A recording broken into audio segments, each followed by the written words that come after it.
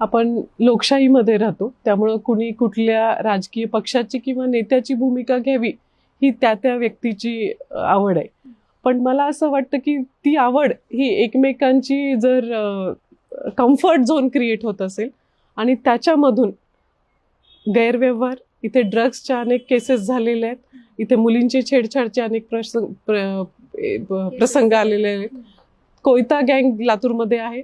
तर असे जे एका ट्युशन क्लासेसचा जो संचालक होता त्याचा खून झाला दिवसाढवळ्या, तर ही जी प्रवृत्ती होती हे सुसंस्कृत लातूरची संस्कृती नव्हती.